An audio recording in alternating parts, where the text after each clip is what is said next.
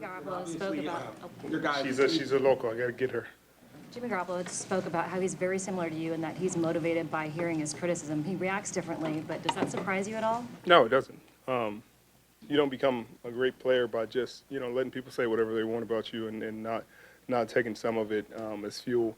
You just everybody responds different. Everybody has different personalities, but you can tell by his play that he's heard it and he's responded well. Obviously, your guys' defense has been successful because you're talented, first and foremost. But guys are also a very confident group. How important is that confidence, especially when you're about to face a team like Kansas City that has an offense that's very explosive and score points quickly? How important is it to remain confident and just be confident in the abilities that you guys all have as a whole? I think confidence in this league, just in general, is one of the most important things. That's what allows great players to be great, and that's what kind of hampers and keeps other players from being great or reaching their potential, is because you either get confidence early or you lose it. And once you lose it, it's hard to find again. But once you have it, it's hard to take from you. But I think we believe in each other. We believe in the scheme. We believe in what we've done all year, and we plan on going out there and putting a good product on tape and seeing how it goes. To kind of follow up on Jen's question, why do you seem to relish those verbal sort of tussles? I mean, you seem to use those as fuel, like you said. Because I enjoy seeing people be wrong and myself be right. It's just one of those things. Your brother takes pride in pushing your buttons, and he says he's been doing it since you were a kid. When he's still doing it after all this time, does it still work? Yeah, it still works. You're no matter how old, we're going to be 90 years old, he's still going to be able to push the buttons. It's just kind of sibling rivalry, sibling connection. He understands what makes me tick as well as just about anybody. So he'll still be able to push the buttons in our old age. What's the key to defending Patrick Mahomes? I don't think there's any individual key to defending him. You got to play good defense. You got to contain the receivers. You got to do your job. You got to limit the big plays. But it's easier said than done for sure. Is there anything that makes him unique, or? There's a ton that makes him unique. He got the MVP last year for a reason. He throws a great deep ball. He trusts his receivers. He's creative with how he gets the ball to him. And they have an explosive offense. He's tailor-made for Andy Reid's system. How have you seen Robert Saleh evolve over the last 2 years and kind of grow as a coordinator? I don't know if he's changed that much as a coordinator. He's calling a lot of the same plays. He's scheming it up. Just as he always has. I guess he has more talent, and people are executing the calls that he calls. That was one of the things where I would get frustrated with his criticisms, because people are like, "Oh my God, he's calling a terrible game." It's like, well, he's calling a great game, and poor execution more than anything. You call a blitz and they don't blitz. You call cover 2, they play cover 3. You get poor execution, and then everybody's like, "Oh my God, he's a terrible coordinator, and he's calling the same stuff this year." And all of a sudden, we're number 1 in the league. It's just guys executing the scheme that he called. Last week, you switched it up a little bit early in the game, and you played on the opposite side from where you normally play. How effective is that sort of surprise, and how wary of it are you as a defensive player going into a game like this, where you've got 2 weeks to prepare? Honestly, I don't know. I don't know how much of effect it had on them. I think, some plays it just perplexed their coordinator, and they didn't know what we were trying to do.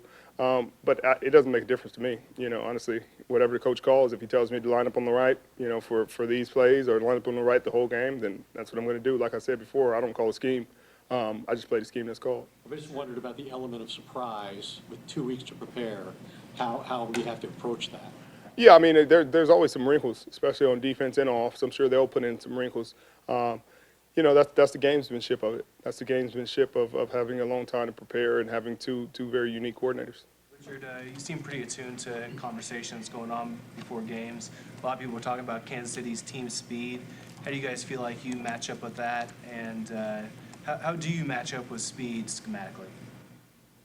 It's kind of a ambiguous question, but how do we match up with speed schematically? I guess we match up well. This is a fast football league. There's a lot of teams with speed. There's a lot of teams that have a tremendous amount of speed, on the outside, on the inside.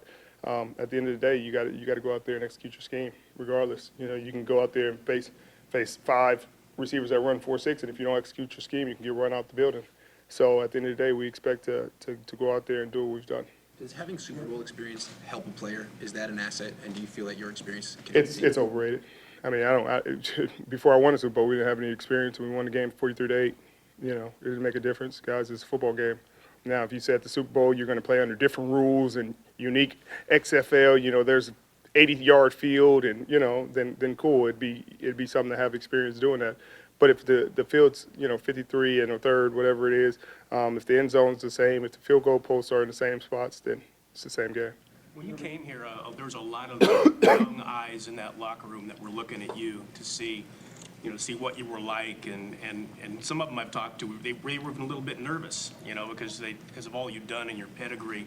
How did you go about putting them at ease, and how much have you enjoyed that relationship with young players? Well, I don't know what I've done to put them at ease. I just, you know, communicate with your teammates, you know, get to know them.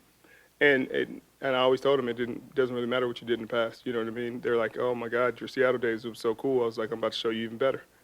You know, it's because it's not about what you've done in the past. It's what I can show you now. And what I'm going to show you now is the best product that I'm going to put out on the field. But I've enjoyed it. You know, it's a lot of great players, great teammates, a lot of guys that have grown tremendously since I've gotten here. And, you know, I think we've enjoyed this journey together. Do you feel like there's a little bit of unfinished business from the last time, just personally to you, when you were last in the Super Bowl, by any? I don't think about the last time very much. You know, it's an entire different team, different organization. I look forward to another opportunity to go, you know, go chase that trophy. And I think we have a great op. You've been on different championship teams. What are the biggest factors that separate the teams that are great? They have great players. I'm just kidding. Great players, great execution, great coaching, poise. There's a sense of brotherhood for sure in the building. There's a trust in one another. There's a bit of adversity, you know, overcoming adversity throughout the season, and we've had all those ingredients. And then it's just guys that play hard for one another. You know, they won't take no for an answer. Every player that K1 tackled facing the Packers outweighed him by nearly 20 pounds or more. That's it. It's not enough. That was the minimum. But I mean, he said you can't measure anyone's heart.